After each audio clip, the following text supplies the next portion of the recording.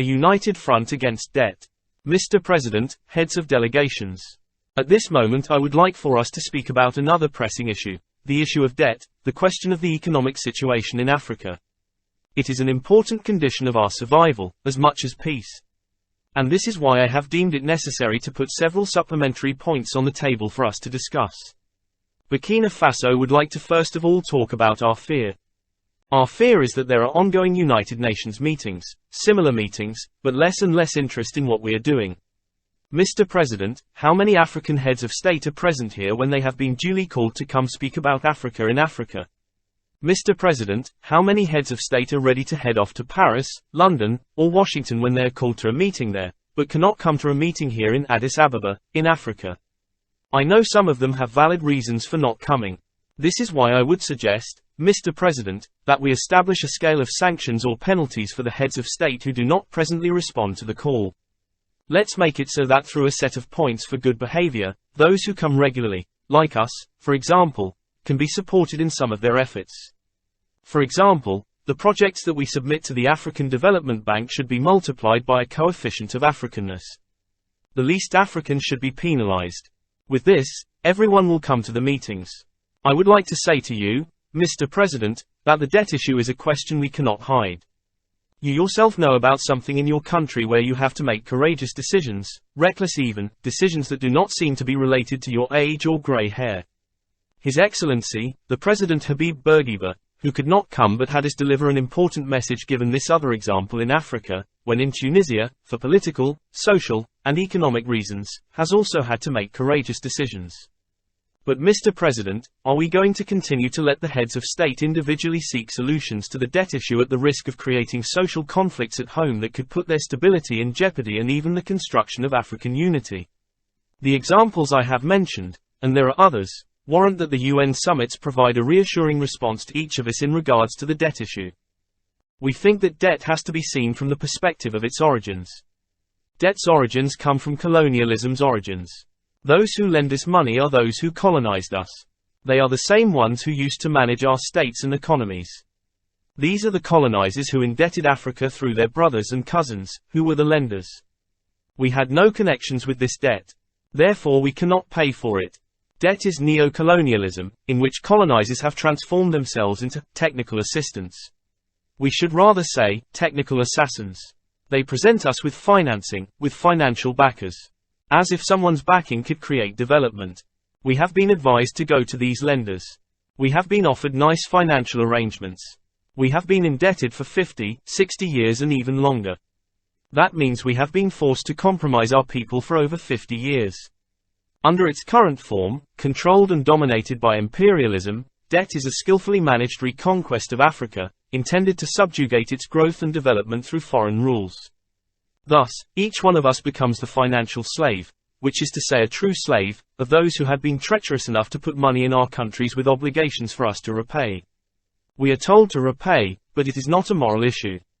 It is not about this so-called honor of repaying or not. Mr. President, we have been listening and applauding Norway's Prime Minister, Gro Harlem Brundtland, when she spoke right here. She is European but she said that the whole debt cannot be repaid. Debt cannot be repaid, first because if we don't repay, lenders will not die. That is for sure. But if we repay, we are going to die. That is also for sure.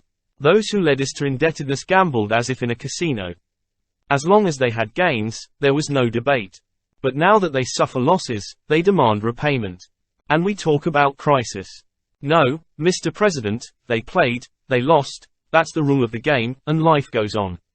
We cannot repay because we don't have any means to do so. We cannot pay because we are not responsible for this debt.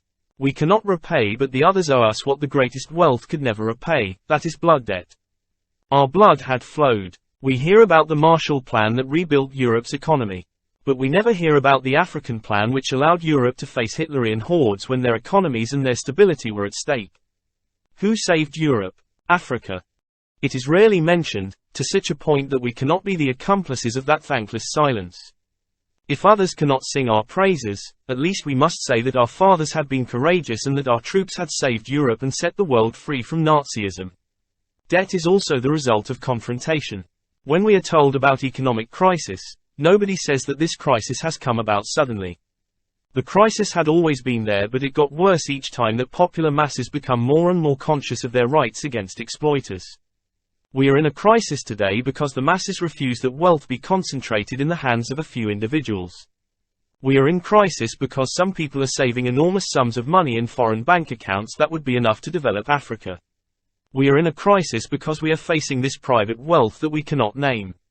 The popular masses don't want to live in ghettos and slums. We are in a crisis because everywhere people are refusing to repeat the problems of Soweto and Johannesburg. There is a struggle, and its intensification is worrying to those with financial power. Now we are asked to be accomplices in a balancing favoring those with the financial power, a balancing against the popular masses. No, we cannot be accomplices. No, we cannot go with those who suck our people's blood and live on our people's sweat. We cannot follow them in their murderous ways. Mr. President, we hear about clubs, the Rome Club, Paris Club, Club whatever. We hear about group of 5, group of 7, group of 10, and maybe group of 100. And what else? It is normal that we too have our own club and our own group. Let's have Addis Ababa become now the center from which a new beginning will emerge. An Addis Ababa Club. It is our duty to create an Addis Ababa united front against debt. That is the only way to assert that the refusal to repay is not an aggressive move on our part, but a fraternal move to speak the truth. Furthermore, the popular masses of Europe are not opposed to the popular masses of Africa. Those who want to exploit Africa are those who exploit Europe, too. We have a common enemy. So our Addis Ababa Club will have to explain to each and all that debt shall not be repaid. And by saying that, we are not against morals, dignity and keeping one's word. We think we don't have the same morality as others. The rich and the poor do not have the same morality. The Bible, the Quran cannot serve those who exploit the people and those who are exploited in the same way. It could be used in favor of both sides. There should be 2 different editions of the Bible and 2 different editions of the Quran. We cannot accept to be told about dignity. We cannot accept to be told about the merit of those who repay and the mistrust toward those who do not. On the contrary, we must recognize today that it is normal for the wealthiest to be the greatest thieves. When a poor man steals, it is merely a theft, a petty crime. It is solely about survival and necessity. The rich are the ones who steal from the treasury, customs duties, and who exploit the people. Mr. President, my proposal does not aim to simply provoke or create a spectacle. I would just like to say what each one of us thinks and wishes. Who here doesn't wish for the debt to be cancelled outright? Whoever doesn't, can leave, get into his plane and go straight to the World Bank to pay. All of us wish for this. My proposal is nothing more. I would not want people to think that Burkina Faso's proposal is coming on behalf of youth without maturity or experience. I would not want people to think either that only revolutionaries speak in this way. I would want one to admit it is merely objectivity and obligation. And I can give examples of others who have advised not to repay the debt, revolutionaries and non-revolutionaries, young and old. I would mention Fidel Castro, for example, who said not to repay. He is not my age, even though he is a revolutionary. I would also mention François Mitterrand, who said that African countries, poor countries, could not repay. I would mention Madam Prime Minister, Norwegian Prime Minister Gro Harlem Brundtland. I don't know her age and I would begrudge myself to ask her, but it's an example. I would also mention President Félix Houphouët-Boigny. He is not my age, but he officially, publicly, declared that, at least as far as his own country is concerned, Ivory Coast cannot repay. Now, Ivory Coast is among the wealthiest countries in Africa, at least Francophone Africa. That is also why it naturally has to pay a larger share here. Mr. President, this is definitely not a provocation. I would like you to offer us some very intelligent solutions. I would want our conference to take on the urgent need to plainly say that we cannot repay the debt. Not in a warlike or bellicose spirit, but to prevent us from being individually assassinated. If Burkina Faso stands alone in refusing to pay, I will not be here for the next conference. But, with everyone's support, which I need, with the support of everyone, we would not have to pay. In doing so, we would devote our meager resources to our own development. And I would like to conclude by saying that each time an African country buys a weapon, it is against an African country. It is not against a European country, it is not against an Asian country. It is against an African country. Consequently, we should take advantage of the debt issue to solve the weapons problem.